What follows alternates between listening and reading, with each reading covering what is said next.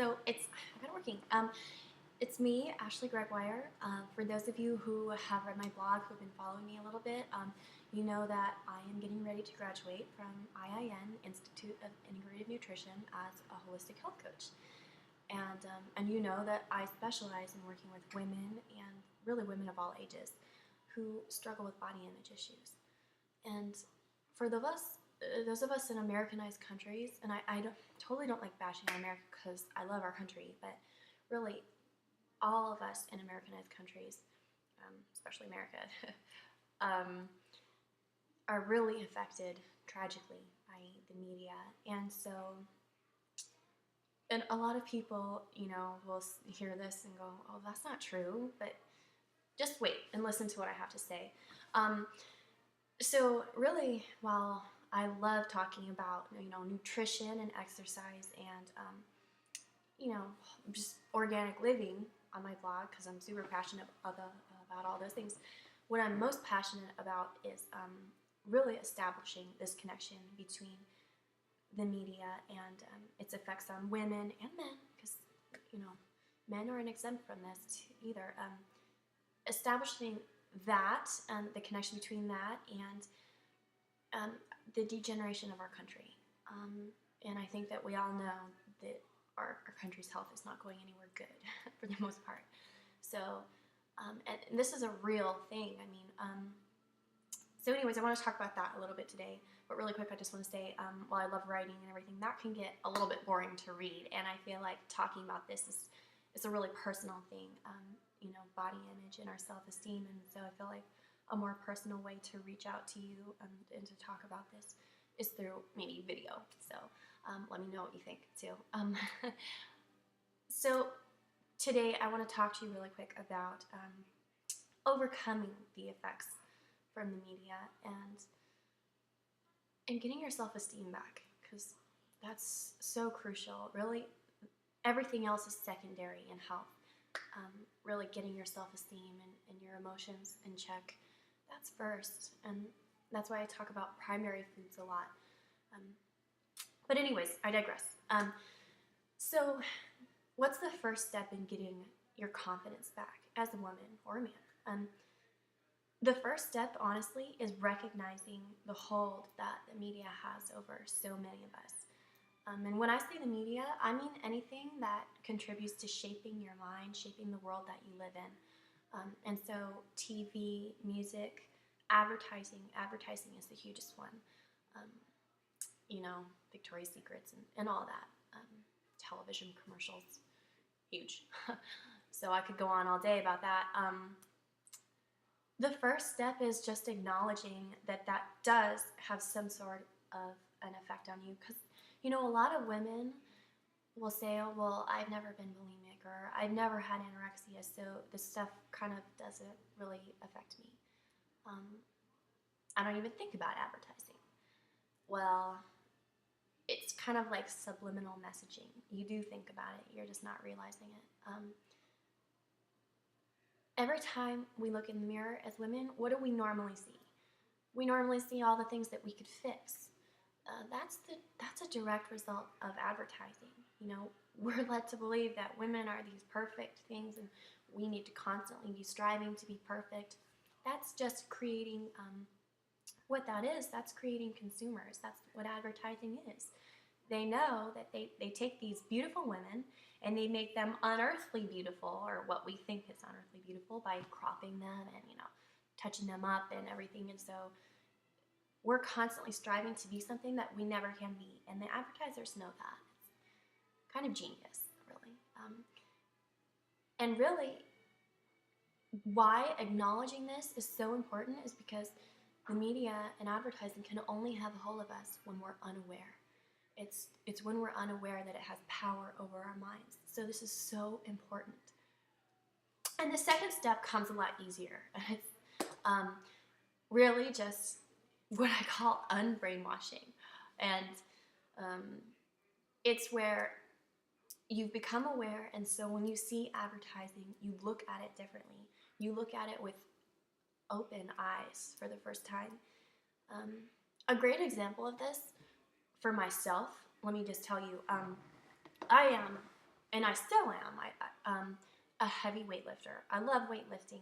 And when I first got into kind of nutrition and being healthy and getting in good shape, even before I went to IIN, it was like 2 years ago, 2.5 years ago, when my daughter was first born, and I would look at these women. I totally idolized the bodybuilding industry, and so I would look at these fabulous looking fitness models, and I would just go, wow, that's perfect. I want to strive to be that. Here's how I look at them now. I see women that are completely devoid of fat. They've got sculpted abs, which, let's face it, they look great. And they've got these awesome guns. So they've got like 7% body fat here, here, here, everywhere, but here. They've got like 40% body fat here. Now, that's how I see it. I see it as completely unrealistic. And I don't want to slam anybody who's got breast augmentation. That's a completely personal choice. But what I don't want to see is a nation of girls who think that that's what they need to do to be beautiful. And really, when you look at it from a different perspective, you understand that, well, okay, some people might like that, but really, we're conditioned to think that that is beautiful. And once you look at it, like I said, from a different perspective, you realize it's so unnatural that it's actually alien. And like I said, I don't want to make anybody feel bad. But what I do want to do is say, let's take a step back and think, okay, why do we really want breast augmentation? For some people it's necessary. It totally is. But I think it's sort of tragic to see all these beautiful girls, beautiful women getting breast augmentation. It's not comfortable. First of all, it's a surgery. It's probably going to result in more necessary surgeries down the road. So I digress. I don't want to get into breast augmentation because, like I said, that's totally personal. But what I want to stress is looking at advertising differently, looking at the media differently. Just try and take a different perspective on things. And try it just for a week and see how you feel at the end of the week. See if you feel a little bit more confident at the end of the week in yourself. For me, I've struggled with body image issues my whole life. And I've always been a skinny girl, so it's not just heavier girls that have these body image issues. It's all of us, really. If any of you read my first post, it's called My Dream for My Daughter, and it's a little bit corny, but it's true. One of the things I said in there is that my dream for my daughter is that when she is older, she looks in the mirror and she sees a beautiful daughter of God, and not all the things that she should change or what she could improve upon. And like I said, that's corny, but it's actually so true. How great would it be if this next generation of girls could look in the mirror and not experience what we experienced, which was shame and sometimes guilt and just frustration and sadness. But instead, if they could experience not necessarily like vanity, but just be contented and experience happiness, or just, don't we all want to be happy in our own skin?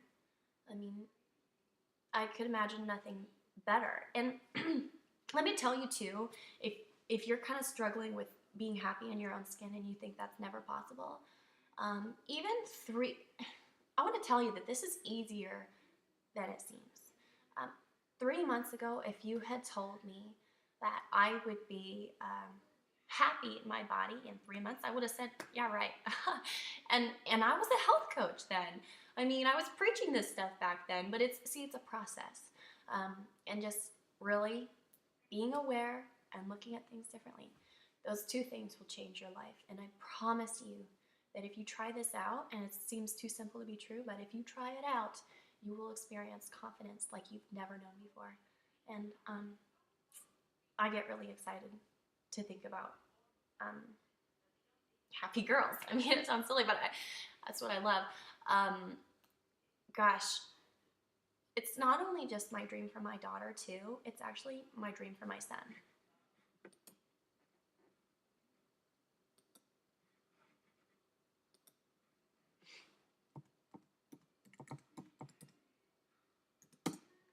you there.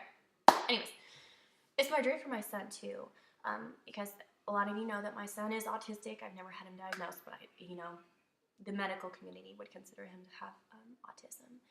And so it's my dream for my son to not that I would change things, because you can't, and you can't go back, and I wouldn't want to. But what I mentioned earlier about making the connection between body image and the degeneration of our country, and I said that's real. Well, it so is real. My son, I accredit a lot of what happened. A lot of what goes on with him came from me. So while he might have had the genetic predisposition to have autism, he has it.